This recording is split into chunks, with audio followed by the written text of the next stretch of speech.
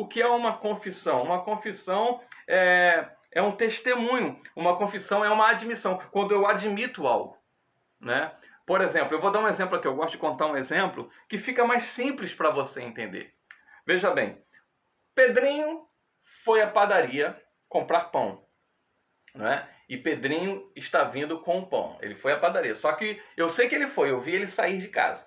Mas os meus olhos, a partir do momento que ele dobrou a esquina, os meus olhos não estão vendo mais o Pedrinho. Aí alguém chega para mim e fala: Pedrinho tá aí? Cadê o Pedrinho? E aí eu digo: o Pedrinho está vindo com os pães. Pedrinho foi na padaria comprar pão. Pedrinho está trazendo pão. Agora, olha que interessante. Eu tenho uma certeza de que Pedrinho foi à padaria e Pedrinho está voltando com os pães, mas os meus olhos não estão vendo. Eu apenas estou crendo porque eu designei para ir e ele foi. Eu o vi saindo, eu o vi dobrando a esquina, mas não estou vendo o que está acontecendo lá. Se realmente ele foi na padaria, se ele chegou lá, se tinha pão, se não tinha. Então eu acabo dizendo, eu acabo admitindo algo que eu não estou vendo, mas estou crendo. Então eu digo: Pedrinho está vindo com os pães. Pedrinho está voltando, ele está chegando com os pães. Não é?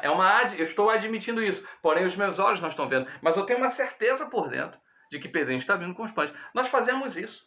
Você vai a uma loja, você compra um eletrodoméstico, você compra um sofá na loja, né? Sofá dos seus sonhos. E aí você vê o sofá lá, porém você não traz o sofá para casa e a loja te dá apenas uma nota fiscal, apenas um papel. E quando você chega em casa, você diz assim para os seus filhos, para o seu cônjuge: olha, comprei um sofá, nós temos um sofá novo. Aí a pessoa olha: cadê o sofá? Né? O sofá ainda vai chegar. Mas você não fica ali: será que vão entregar? Será que vai chegar? Não, você está alegre, você está feliz. Aí você liga para falar: olha, eu comprei um sofá, rapaz, lembra aquele sofá lindo, bonito? Então, eu consegui, eu comprei o sofá. Mas você só tem um papel. Você só tem um papel que diz que você tem o sofá. Ou seja, a sua fé, a sua crença faz você confessar, faz você dizer que você tem algo que os teus olhos não estão vendo presente ali ainda com você. Isso é fé. A fé tem uma voz, a fé sempre vai levar você a confessar a existência daquilo, a funcionabilidade daquilo. Isso é fé. Então a fé ela não é muda, a fé não é uma sensação, como eu estava dizendo, não é um sentimento: eu creio em Deus, eu creio que Deus existe. Bacana, isso é fé também, porque você não vê Deus e crê na existência dele. Mas nós estamos falando sobre uma fé que funciona na sua vida. Existe a fé para você ser salvo, é aquela fé que você crê na palavra de Deus, crê no Evangelho, crê que Jesus Cristo morreu no seu lugar, levou sobre ele os seus pecados, e aí você crê nisso, acredita nisso, e aí você fala, porque você tem que confessar Jesus como o Senhor da sua vida. Então você é salvo. Mas depois que você é salvo, 4 vezes na Bíblia está escrito: o meu justo viverá da sua fé. Veja, se eu já sou salvo, e eu agora, justificado por Cristo, preciso viver da minha fé, então a fé não é apenas para perdão de pecados. A fé não é apenas para a minha salvação. A fé não é apenas para eu ter o meu nome escrito no livro da vida. A fé é para eu viver, principalmente agora que nasci de novo. Principalmente agora que estou em Cristo. A fé é para eu viver. Então olha só que interessante. Eu vivo da fé. Se eu estou justificado em Cristo, eu entro nesta palavra que foi profetizada por Abacuque no Antigo Testamento e repetida 3 vezes no Novo Testamento: o meu justo viverá da sua fé. Então, da minha fé, eu vou viver. Da minha fé, não em mim, da minha fé na palavra de Deus, da minha fé na rema de Deus, na minha fé daquilo que sai da boca de Deus, da minha fé naquilo que sai da boca de Jesus. Né? Então veja, o que é o espírito da fé? O espírito da fé é que se eu tenho uma fé, essa fé fala, essa fé tem uma voz. É isso que o apóstolo Paulo está dizendo no versículo 13 do capítulo 4 de 2 aos Coríntios. Tendo, porém, o mesmo espírito da fé, como está escrito: eu criei, por isso é que falei. Aí ele vai dizer: também nós cremos, por isso também falamos. Por que nós falamos? Porque nós acreditamos. Quando nós acreditamos, há uma denúncia por dentro de nós que manifesta do lado de fora, que vai dizer se estamos acreditando ou não o quê? O nosso discurso, a nossa fala, a nossa fé. Vou dar um exemplo aqui, você vai me entender. Uma pessoa, ela está enferma e ela crê que Deus tem o poder de curá-la, e muitas vezes ela pede oração. E aí a gente vai e ora por aquela pessoa. Você ora por um amigo seu, olha, recebe a cura em nome de Jesus, seja curado em nome de Jesus. E ela diz, amém, eu creio que estou curado. Aí no outro dia ela sente o sintoma e ela começa a dizer, porque eu estou doente, porque essa dor, porque essa doença. Veja, o discurso dela está dizendo se ela acreditou que foi curado ou não. Porque se ela acredita que foi curado, independente dos sintomas, independente das adversidades, das circunstâncias, ela vai confessar com a boca, ela vai dizer aquilo que ela crê que Deus fez na vida dela. Então ela vai falar assim, embora eu esteja ainda sentindo dor, eu creio que eu fui curado. Embora eu ainda esteja sentindo dor, embora muitas vezes ainda o exame esteja me dizendo que eu estou enfermo, eu creio no que a palavra diz, no que Deus disse. Deus disse que Jesus levou sobre si todas as minhas dores e todas as minhas enfermidades. E aí você fala o que você crê de fato com o seu coração. Você fala o que a sua fé está trazendo como verdade e como realidade para você. Então veja, é necessário eu entender que eu preciso casar, harmonizar a minha fala, o meu discurso com o meu crer, com a minha fé. Porque o meu crer, o meu discurso alimenta o meu crer. Se eu começo a falar negativo, se eu começo a falar tudo que os meus olhos veem, isso sobe para a mente e da mente desce para o coração e isso começa a se transformar numa verdade para mim. No livro de Provérbios está escrito que assim como o homem se vê, assim ele se torna. Né? Se você se vê como um fracassado, se você se vê como um derrotado, você vai se tornar nisso, você vai viver à beira disso.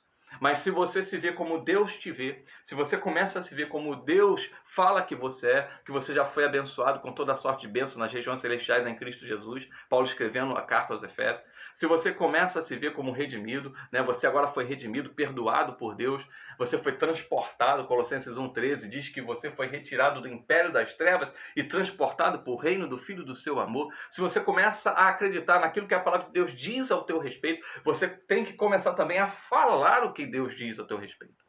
E você começa a equalizar a sua fala, o seu discurso com aquilo que você está crendo.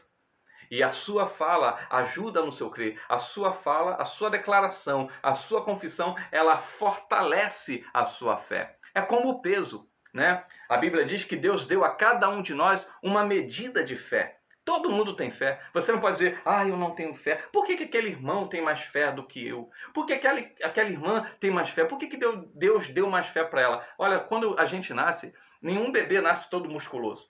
Né? Ou um neném halterofilista. Não, toda criança nasce com uma medida de músculo, a mesma medida de músculo. Nós temos a medida de fé. Quando nós vamos crescendo, dependendo do nosso dia a dia, dos nossos exercícios, do peso que pegamos, se frequentamos uma academia ou não, os nossos músculos, eles se desenvolvem. Então veja, todos têm músculo, uns vão desenvolver os seus músculos, outros não vão desenvolver. Nós recebemos uma medida de fé da parte do Senhor. E nós precisamos desenvolver essa fé. E como é que eu desenvolvo essa fé? Acreditando no que Deus disse. Acreditando na palavra de Deus, acreditando naquilo que Jesus falou. Aquilo funciona para mim, eu coloco fé naquilo. Quando eu começo a falar o que Deus falou, quando eu falo o que Deus falou e não o que as adversidades estão dizendo, e não o que os problemas estão dizendo, as circunstâncias estão dizendo, quando eu começo a falar o que Deus fala, isso é o peso que eu levanto para fortalecer meu músculo. A minha declaração é o peso que está exercitando a minha fé.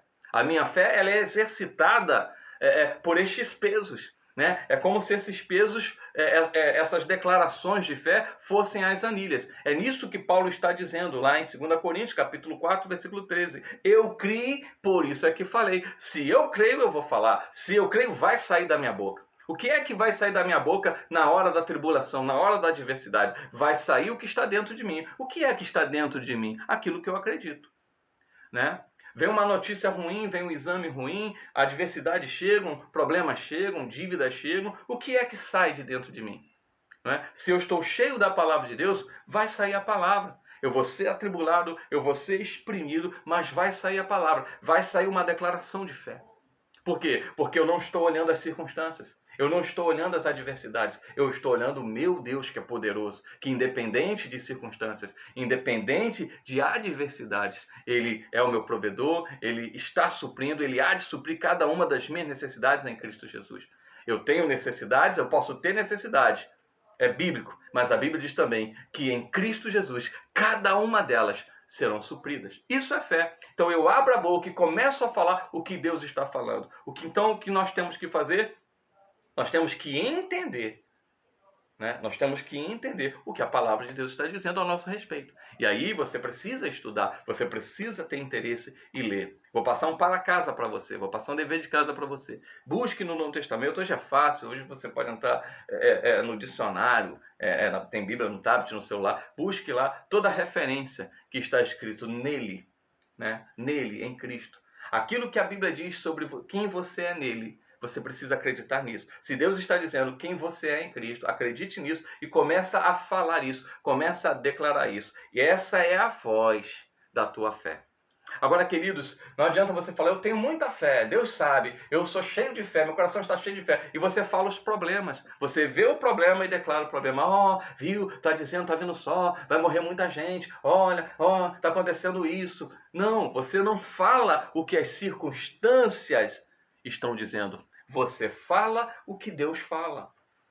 Contra as circunstâncias, contra os problemas, você declara, você confessa o que Deus fala, o que Deus confessa. Eu quero ler ainda o último texto, que está lá em Romanos, no capítulo de número 10. Romanos capítulo 10.